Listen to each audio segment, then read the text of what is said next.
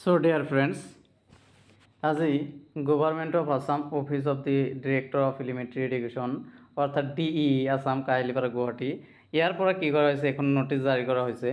এইটো আসলতে আজিৰে হয় 4/10/2025 নোটিছ নাম্বাৰটো এইটো। নোটিছটোত আসলতে কোৱা হৈছে আপোনালোকে ইয়াত দেখিবলৈ পাইছে অলৰেডি, তথাপিও মই কৈ দিওঁ যে ইয়াত কোৱা হৈছে যে আগতে কি কৰা হৈছিল, এটা নোটিছ জাৰি কৰা হৈছিল আৰু সেই নোটিছৰ কণ্টিনিউৱেশ্যনত এইখন নোটিছ দিয়া হৈছে, দ্বিতীয়খন নোটিছ দিয়া হৈছে যে অসম চৰকাৰৰ বিভিন্ন বিভাগৰ দ্বাৰা কি কৰা হৈছে, চাকৰি দি থকা হৈছে, বিজ্ঞাপন দি থকা হৈছে আৰু এই ক্ষেত্ৰত দেখা গৈছে যে কিছুমান কেণ্ডিডেটৰ কি কৰা হৈছে যে বিভিন্ন পদবীত বিভিন্ন বিভাগত তেওঁলোকৰ নামটো সোমাই আছে। গতিকে ডিইৰ পৰা কি কৰা হৈছিল, এখন নোটিছ জাৰি কৰা হৈছিল যিখনৰ দ্বাৰা তেওঁলোকক সজাগ কৰি দিয়া হৈছিল যে নোটিছত বিভিন্ন বিভাগত থকা নামবোৰ যাতে তেওঁলোকে যদি এলপি আৰু ইউপিত চাকৰি কৰিব নিবিচাৰে তেতিয়াহ'লে তেওঁলোকক উইথড্ৰ কৰাৰ কাৰণে এটা নোটিছ জাৰি কৰা হৈছিল। এইখিনি কথা আমি এইখিনি কথাত আমি পাই গ'লোঁ।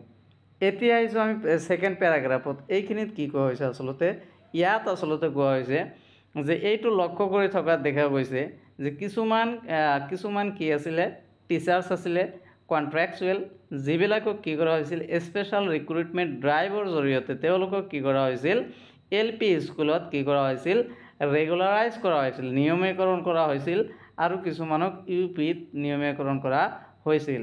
কিন্তু ইয়াত কোৱা হৈছে যে তেখেতেও কি কৰিছে, এল পি যিসকলে এল পিত ইতিমধ্যে ৰেগুলাৰাইজ হৈ গ'ল তেখেতে কি কৰিছে, এপ্লাই কৰিছিলে আৰু যিসকলে ইউ পিত কৰি আছে আৰু ৰেগুলাৰাইজ হৈ গ'ল তেওঁলোকেও কিন্তু তাত এপ্লাই কৰিছিলে 5,550টা পোষ্টৰ ক্ষেত্ৰত।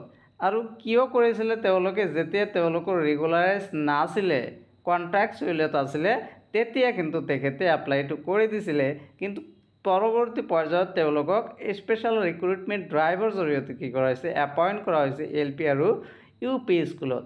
সেইসকলক কোৱা হৈছে যে তেখেতে যাতে কি কৰে, তেওঁলোকৰ নামবোৰ যিসকলে এল পিত কৰি আছে, এল পিত এপ্লাই কৰিছিলে, এল পিৰ পৰা যাতে নামটো উঠাই লয় 5,550টা পোষ্টৰ বিপৰীতে কৰা আবেদনত পৰা, আৰু যিসকলে ইউ পি অৰ্থাৎ আপাৰ প্ৰাইমেৰীত ৰেগুলাৰাইজ ইতিমধ্যে হৈ গৈছে তেখেতসকলকো কোৱা হৈছে যে আপোনালোকেও কি কৰক, আপোনালোকৰ নামবিলাক উইথড্ৰ কৰক, উঠাই লওক।